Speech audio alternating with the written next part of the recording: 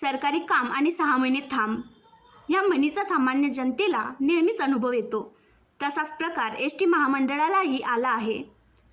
महामंडळासाठी buses खरेदी करण्यासाठी लागणाऱ्या निधीच्या फाईलवर मुख्यमंत्र्यांनी सही केली नसल्याने एस.टीला मिळणाऱ्या 2200 गाड्या रखडल्या आहेत. साहजिकच त्याचा फटका एस.टी कर्मचारी व प्रवाशी यांना बसत आहे. फाईल वेळेवर पाठवून सुद्धा सही न होण्यामागील कारण काय? सरकारच्या बहुतेक सह्या ह्या चंदा दो धंदा लो या तत्वावर होत असतात. तसाच प्रकार नाही ना, अशी शंका महाराष्ट्र एस.टी कर्मचारी काँग्रेसचे सरचिटणीस श्रीरंग बर्गे यांनी व्यक्त केली आहे.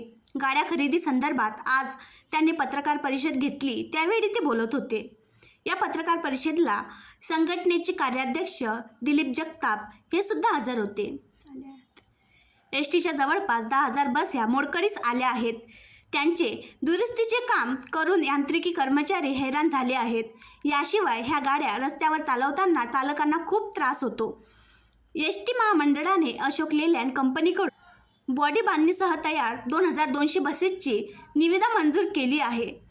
पण त्यासाठी लागणारा निधी मात्र सरकारकडून आलेला नाही. वर्क ऑर्डर दिल्याशिवाय गाड्या ताब्यात येऊ शकत नाहीत आणि निधी प्राप्त झाल्याशिवाय महामंडळ वर्क ऑर्डर देऊ शकत नाही. कारण सरकारकडून बजेटमध्ये तरतूद करण्यात आलेली निधी कधीच वेळेवर मिळत नाही व त्यामुळे विनाकारण पुरवठादार व महामंडळ यांच्यात संघर्ष उभा राहतो.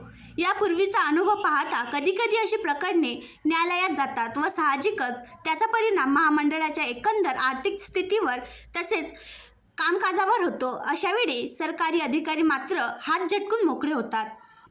या बस खरेदी प्रकरणात सुद्धा आचारसंहिता लागू होण्याच्या अगोदर मुख्यमंत्र्यांच्या सहीला फाईल त्यांच्या कार्यालयात फाईल पाठवून सुद्धा सही झालेली नाही.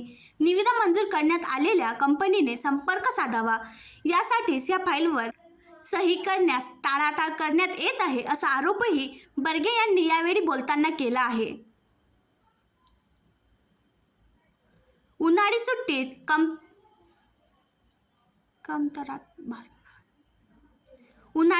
कमतरता भासणार.